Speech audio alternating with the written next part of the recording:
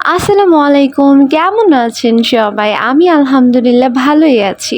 বৃষ্টির দিনগুলোতে ঠান্ডা আবহাওয়া উপভোগ করতে করতে চায়ের সাথে চাল ভাজা খেতে কার না ভালো লাগে?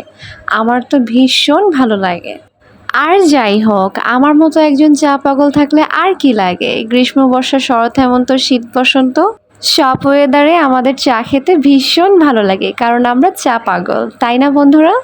আমাদের মতো চা পাগলের একটাই সমস্যা, গ্রীষ্মকালে পচা গরমে মাথা যন্ত্রণা করতেছে, এক কাপ গরম চা হইলেই সব ঠিক হয়ে যাবে। অতিরিক্ত দুশ্চিন্তায় ভুগলে একের পর এক গরম চা খেয়েই থাকি। এক কথায়, মন খারাপ থাকলেও চা খেতে হবে, মন ভালো থাকলেও চা খেতে হবে, অতিরিক্ত আনন্দে থাকলেও চা খেতে হবে, আবার তীব্র রাগেও আমাদের চা খেতে হবে। আমাদের সব কিছুর সমাধান চা।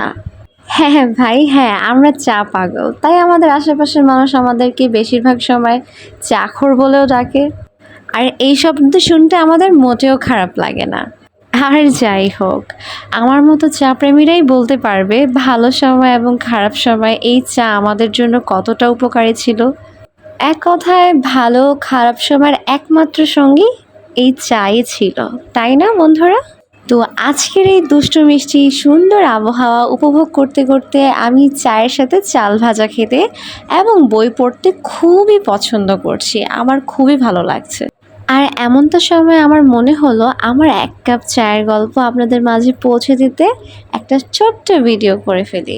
আর আর আর আপনারা চাইলে আপনাদের এক কাপ চায়ের গল্প ছোট্ট করে আমার কমেন্ট বক্সে শেয়ার করতে পারেন।